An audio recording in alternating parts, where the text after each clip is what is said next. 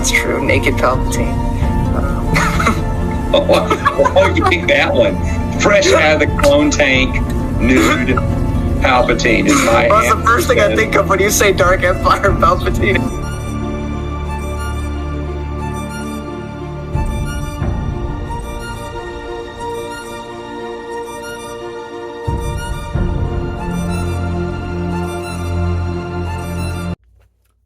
Hello everybody, and welcome back to the Halo Expanded Universe.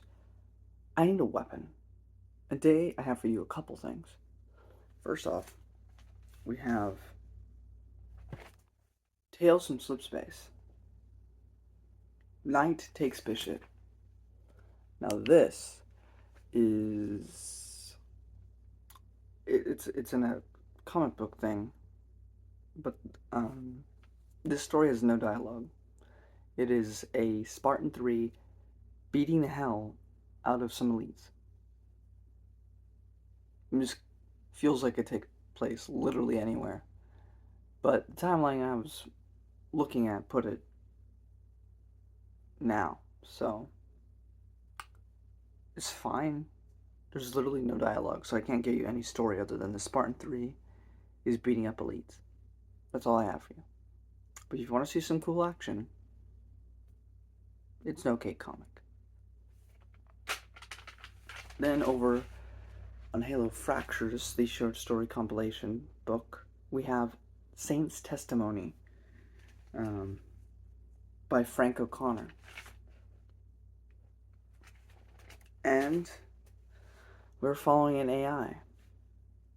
The AI being Iona. Now, this would have been a long time ago by the time of this upload, so if you don't remember, I reviewed a comic way back when, where there was an AI with this Spartan Black team, a team of Spartans that were entirely in like black Mjolnir armor. And I remember not really caring for that one, but she was a very unique AI design, and she, because of the events of Halo 4 and what I assume Master Chief told everyone, it's not very explicit about that, otherwise how would they know, that Cortana died at the end of Halo 4, and she was very human in that one especially. So Iona's being put on trial for the events of, or not for the events, but being put on trial in terms of kind of very, and this, you won't understand it if you haven't watched Star Trek, but when they have a whole debate over whether or not Data is an actual person. It's basically the same thing here. Like, do AIs, is Iona a human? Or is she sentient? And there's a twist there that I won't get into because this is a short story. You should just read it. But this is definitely one of the better short stories in Halo Fractures, and I would recommend it. Moving on. Everyone that I've heard of in the Halo Expanded Universe, or in the Halo fandom, seems to complain that you have to read the books to understand Halo 5. But that is completely and utterly untrue. Because in Halo 4, they had a multiplayer thing called Spartan Ops. And after every mission, you'd get a cutscene at the beginning, like the end, to varying lengths of time for how long they were. I didn't play it, but I did look up all the cutscenes, and guess what? Most of the stuff you need to know for Halo 5, or at least in terms of the very beginning of it, happen here. You don't need to read it all to know what's going on. And also knowing who certain characters are. So Halo Spartan Ops is the Infinity ship has to go back to Requiem because, you know, they're Oni. They do what they do. They're trying to get more Forerunner tech. And they get something on the ship, but it basically like kind of like gravitates the entire ship toward the planet. So they don't get put on the planet, but they're kind of like they can't leave because it's like they can basically be on standby or go down to the planet. So this Spartan team, Spartan Majestic, has to constantly go down and do stuff, and that's the multiplayer part. Um, but a scientist that's working on it gets teleported down to Requiem, and so Lasky, well, he he asks for someone. That someone being Catherine Halsey, who I have not seen since Halo Glasslands. It's been a while since I've seen her or heard about her. So she comes out about, but she's getting some weird messages from Jewel Mandama, and a whole bunch of stuff happens. But by the end of it, Halsey joins up with Jewel Mandama, and they escape together. And in the process, she gets shot by Sarah Palmer, and she loses her arm because to save the blood loss, the elite just cuts it off. I assume with an energy sword, which would cauterize it as well, kind of like a lightsaber. So now she just has a stub, and she has a stub in Halo 5. Now it doesn't explain that in Halo 5, but yeah. Overall, I thought these were actually really good. The cutscenes are really well done. They're a little spotty at times, but it mostly seems like Halo 4 cutscenes, which is pretty nice. Lasky gets some moments to shine here. Sarah Palmer gets some moments to shine. It's just a lot of fun, and I think it works for a story between Halo 4 and 5. Because we had Jewel Mandama's faction in Halo 4, but we didn't know anything about him unless you read the books. So this gives you a little bit more about him here, which was nice. So that's basically it for Spartan Ops, non-spoilers. I'm going to get to spoilers now, so if you don't want that, it's time to go. Actually, never mind. Scratch that. Reverse it. I'm also going to talk about Halo Escalation again. We talked about issues 8 to 10 before. We've dealt with the Didact. Now we have Halo issues 1 to 7. There is another, because we have so many. This is the Bantam era X-Wing of the Halo universe, where instead of the Empire, they had several warlords and factions that were all opposed, though, to the new alliance or New Republic. And in Halo, we have the Banished, who will be villains in Halo Wars 2 and Halo Infinite. We have Keepers of the One Freedom, which is basically just a Choi Denning creation. We have Joe Mandama's faction, and then there is another Brute-specific faction in this comic that is willing to make peace with the Arbiter, but there's other parties at play that don't want that peace to happen with the Arbiter. So this is basically just protecting the Arbiter and this Brute guy during this conference. Some other stuff happens there, but that's about the gist of it, without getting into spoilers. But I really enjoyed it. Yeah, that's about it. I really enjoyed it. But that's pretty much it. I'm gonna head out. I'm gonna say it. I don't like the artwork in any of these Halo Escalation stories, but it was still a fun little read overall. But that's it for non-spoilers. I'm getting spoilers now. If you don't want that, then you shout out. Moving backward, with the Saint's Testimony short story, we have the fact that the entire trial was artificial. It was created in a lab to test Iona, which was really interesting. And then we move on to Halo Spartan Ops. Spartan Team Majestic meets up with Sarah Palmer. We're now 6 months since the events of Halo 4.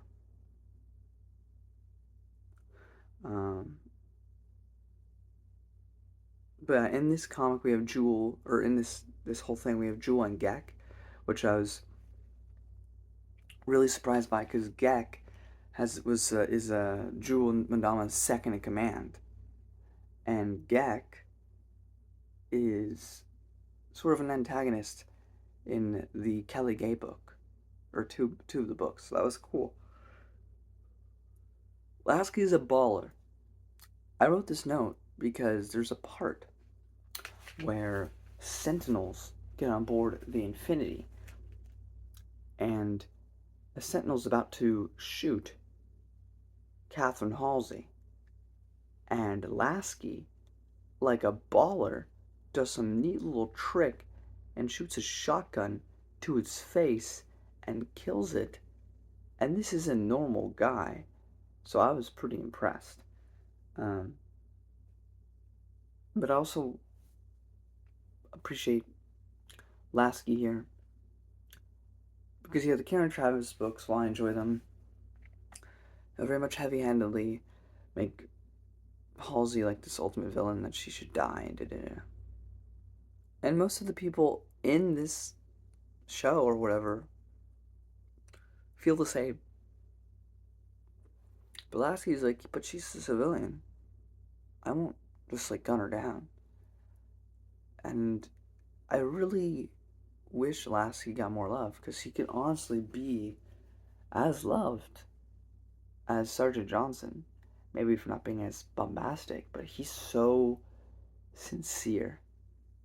Honestly, way too good for Oni and the UNSC. But anyway, Saren Osman shows up to talk to Lasky, which means we have our first ever like on-screen appearance of Saren Osman from the novels by Karen Travis, which was pretty sweet. She also tasks Lasky with killing Halsey, which he won't do because Lasky's morality won't stand for it. Halsey ends up meeting a librarian, and the librarian says how very important she is, which it keeps making up these big promises, The librarian said the same thing to Guilty Spark. And she's saying the same thing. It's like they're leading up to some big grand finale, this entire universe, but it all doesn't matter because they don't go that route with the future stories.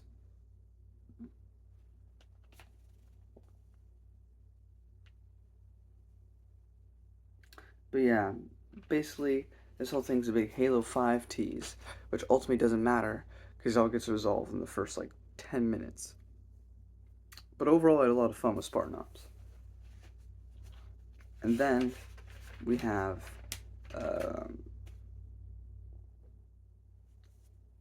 Halo Escalation, issues 1 to 7. It actually begins with an interrogation of Lasky over the events of Spartan Ops. Continuity, we love to see it. Getting to see the Arbiter, it's been so long since we've had the Arbiter of any speaking roles, so it was good to see him.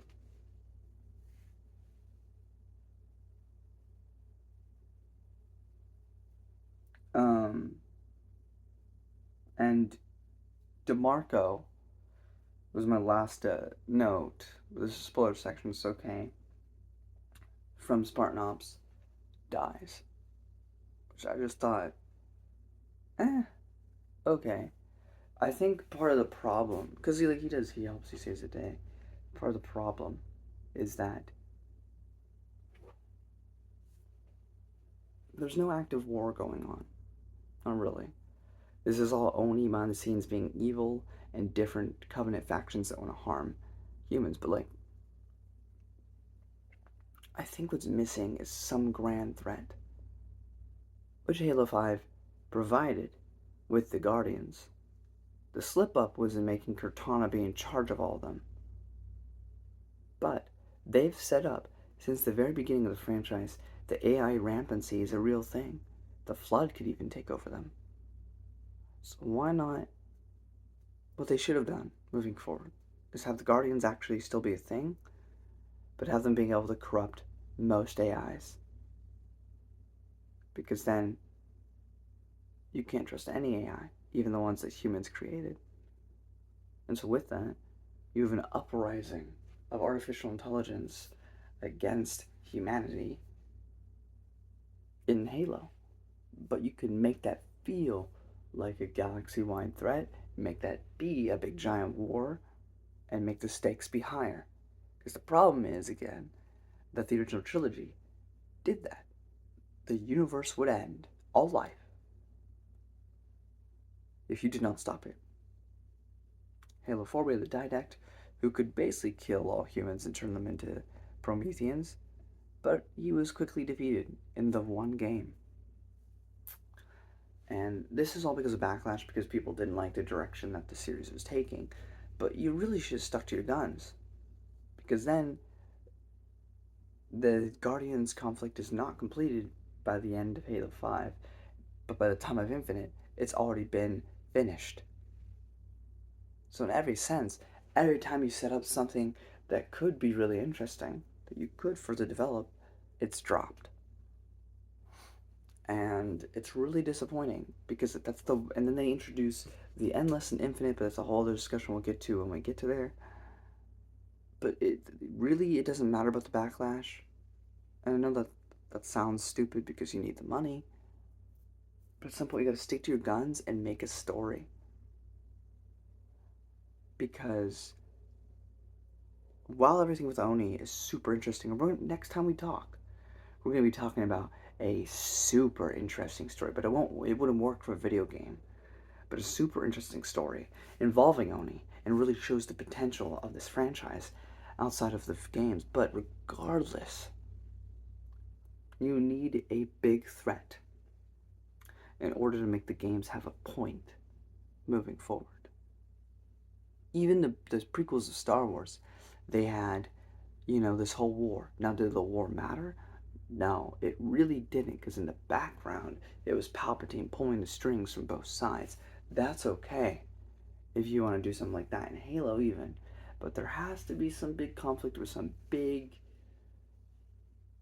apocalyptic end goal in mind that can actually be achieved, not just like, oh, this could blow up a planet, and then you stop it, like in the same story. Like, it has to carry over into the other games, There has to be stakes again for everyone.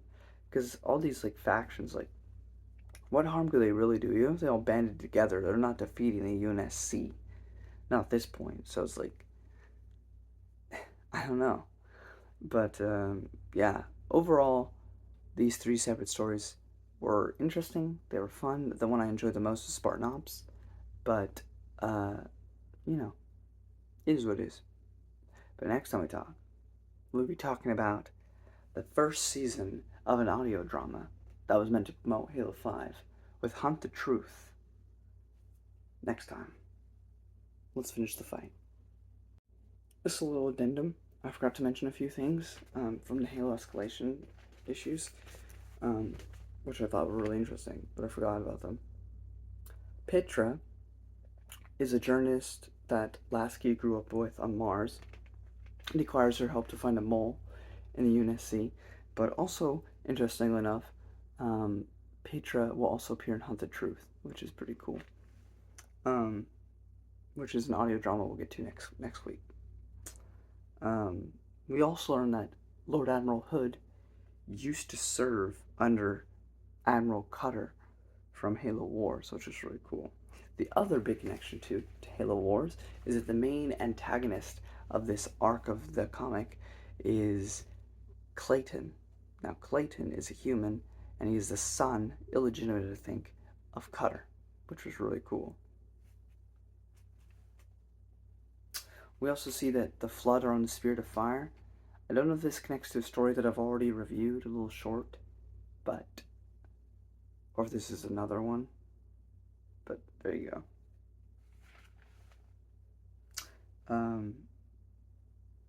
I don't know if they said a specific number in Halo 4, but we learned that 6 million people died from the events of Halo 4. So, I didn't realize that. That's a lot. Anyway, that was just my little addendum. Thank you. And I'm not going to do the outro again, because I already did it. But, thank you for watching. Bye.